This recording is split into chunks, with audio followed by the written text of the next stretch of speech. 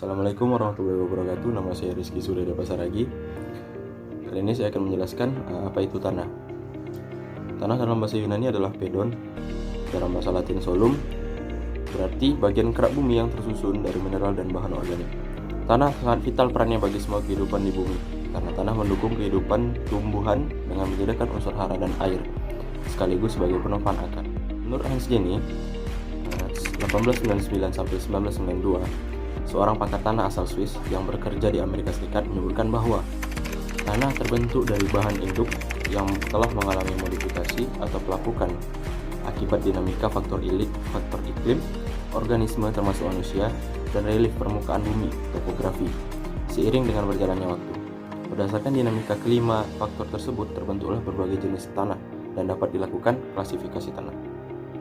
Ilmu yang mempelajari berbagai aspek mengenai tanah dikenal sebagai ilmu tanah.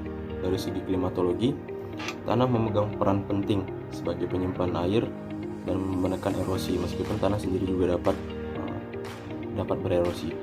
Komposisi tanah berbeda-beda pada satu lokasi dengan lokasi lainnya. Air dan udara merupakan bagian dari tanah. Apa sih itu pencemaran? Pencemaran lingkungan, environmental pollution, adalah terkontaminasinya komponen fisik dan biologis dari sistem bumi dan atmosfer sehingga mengganggu keseimbangan ekosistem lingkungan. Kontaminasi tersebut bisa berasal dari kegiatan manusia ataupun proses alam yang menyebabkan kualitas lingkungan menjadi tidak dapat berfungsi sesuai dengan seharusnya. Sementara Undang-Undang Nomor 32 Tahun 2009 tentang Perlindungan dan Pengelolaan Lingkungan Hidup memberi penjelasan bahwa pencemaran lingkungan hidup adalah masuk atau dimasukkannya makhluk hidup, zat, energi, atau komponen lain ke dalam lingkungan hidup oleh kegiatan manusia sehingga melampaui baku mutu lingkungan hidup yang telah ditetapkan. Segala sesuatu yang dapat menimbulkan pencemaran disebut polutan atau bahan pencemar. Zat dapat dikatakan sebagai polutan apabila jumlahnya telah melebihi batas normal yang berada pada waktu dan tempat yang tidak tepat. Zat pencemar dikenal juga sebagai istilah limbah atau sampah. Limbah merupakan bahan buangan yang dihasilkan dari satu kegiatan produksi, seperti kegiatan rumah tangga, dan kehadirannya dapat berdampak negatif bagi lingkungan.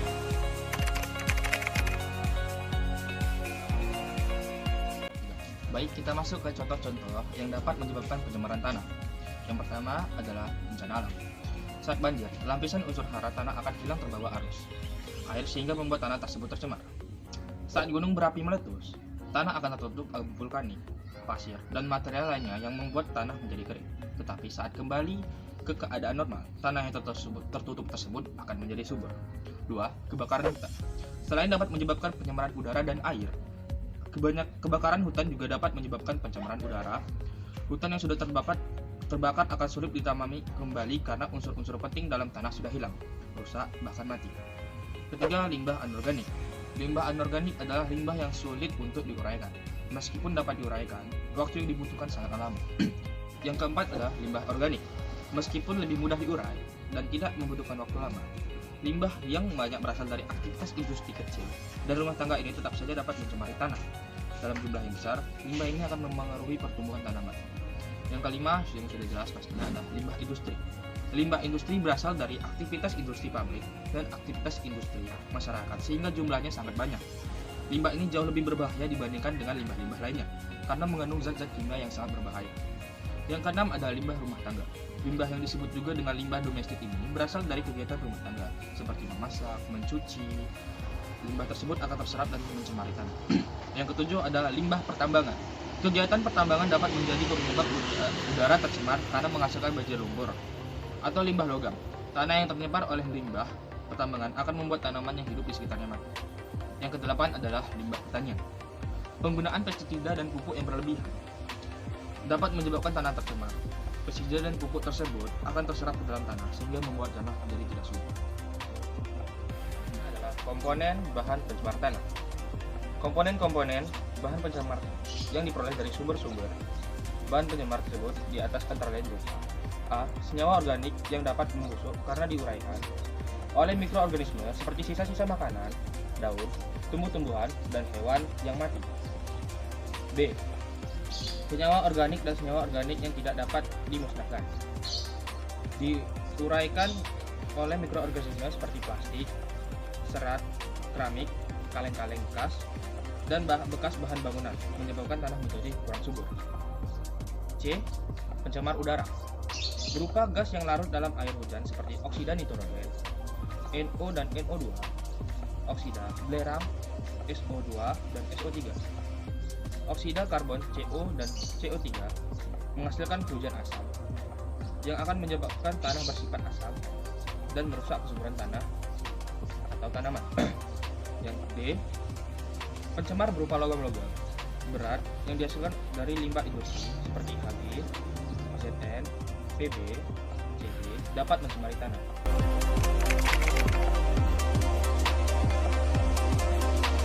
Selanjutnya, apa-apa saja pencemaran pada tanah, yaitu yang pertama ada sampah.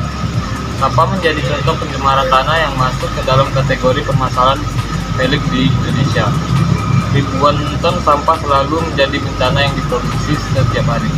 Di Indonesia, pengelolaan sampah belum terbilang baik. Hal ini disebabkan sampah yang digunakan setiap hari belum mendapat banyak perhatian dari masyarakat. Sampah yang tidak gampang terurai banyak ditemukan sudah menyatu dengan sampah-sampah lain. Jenis sampah yang tidak mudah terurai seperti pupuk, popok, pembalut, kaleng aluminium, kaca, sol batu karet, dan styrofoam sangat mudah ditemukan. Hal tersebut sudah jelas jika dibiarkan berlama-lama akan menyebabkan pencemaran tanah yang menimbulkan berbagai dampak seperti wabah penyakit, merusak estetika lingkungan, merusak ekosistem hingga pencemaran udara. Selanjutnya ada pencemaran tanah pada penggunaan pestisida. Sumber pencemaran tanah yang selanjutnya adalah penggunaan pestisida yang berlebihan. Penggunaan bahan kimia ini sering dilakukan pada industri pertanian, perkebunan, dan kehutanan. Penggunaan pestisida yang berlebihan dapat menjadikan pertumbuhan tanaman yang tidak normal, merusak ekosistem hingga memunculkan hama baru. Penggunaan pestisida yang berlebihan dengan intensitas yang tinggi pun menyebabkan kesuburan tanah berkurang dan akan merangsek dari lahan pertanian sehingga menyebabkan tanah di sekitar pun menjadi asam. Dan selanjutnya ada kebocoran bahan kimia industri. Kebocoran bahan kimia industri cukup sering menjadi faktor terjadinya pencemaran tanah. Contoh pencemaran tanah ini dalam industri skala besar seperti pertambangan, pabrik produksi, dan industri manufaktur dalam waktu yang lama akan membuat bahan kimia mencemari tanah dan ini harus menjadi perhatian. Dan selanjutnya ada limbah buangan pabrik.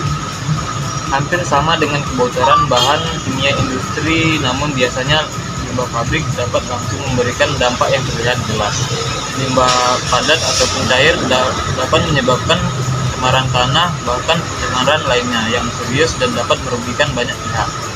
Limbah buangan ataupun kebocoran limbah dalam skala yang besar dapat menjadi tragedi yang membahayakan.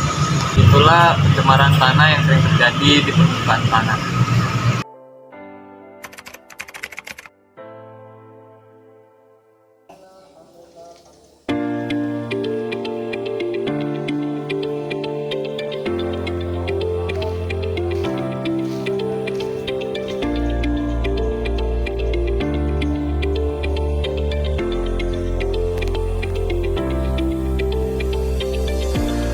Ini adalah salah satu contoh pencemaran tanah yang berada di Kecamatan Siahulu, Kabupaten Kampar. Ini adalah tempat pembuangan akhir bagi seluruh warga di sini. Bisa dilihat dampaknya, yang bersampah sudah tidak ada tanaman lagi.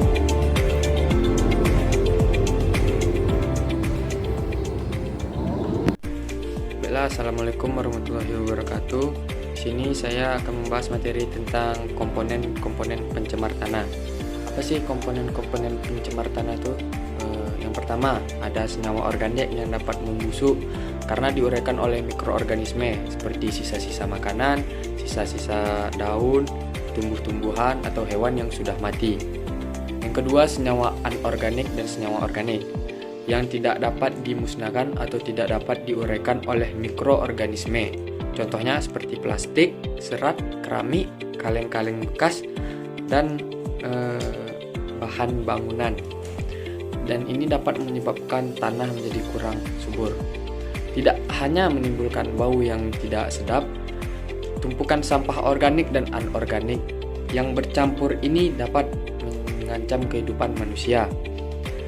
Sampah organik menghasilkan cairan leachate yang berbahaya. Cairan ini mengurangi kualitas tanah dan air di sekitar sampah. Selain itu, tumpukan sampah organik juga menghasilkan gas metana. Apabila disimpan dalam kondisi tertutup dan kekurangan sinar matahari dan oksigen, gas ini dapat meledak.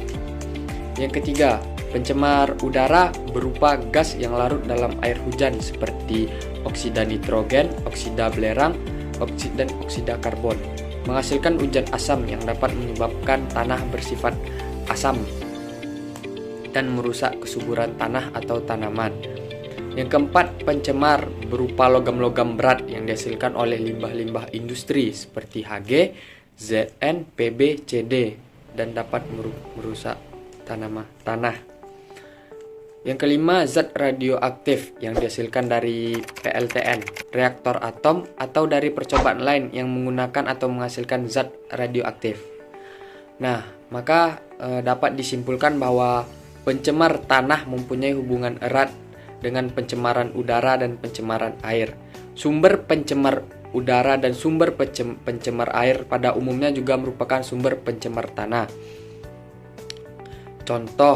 Sebagai contoh, gas-gas oksida karbon, oksida nitrogen, oksida belerang yang menjadi bahan pencemar udara yang larut dalam air hujan dan turun ke tanah dapat menyebabkan terjadinya hujan asam, sehingga menimbulkan terjadinya pencemaran pada tanah.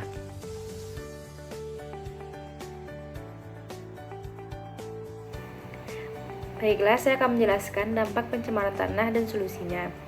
Dilansir dari Konsep Energi Futur, dampak pencemaran tanah antara lain: 1. Polusi tanah. Pencemaran pada tanah akan menyebabkan lapisan atas tanah rusak. Penyebabnya, penggunaan pupuk kimia yang berlebihan, erosi tanah, dan tindakan pengendalian hama.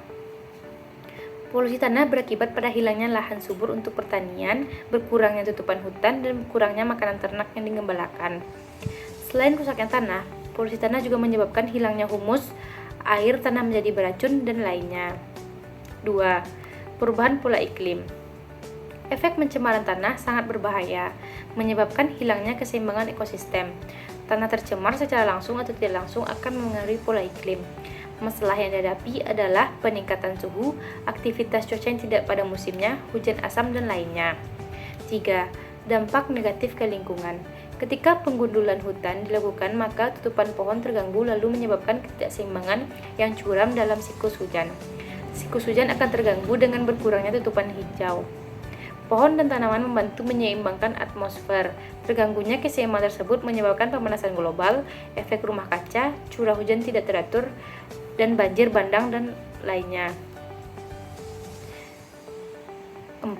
Dampak negatif pada kesehatan manusia. Manusia dapat mengalami konsekuensi negatif yang dapat mengaruhi kualitas hidup dan kesehatan. Bahan kimia beracun mencapai tubuh manusia melalui bahan makanan bila ditanam di tanah yang tercemar.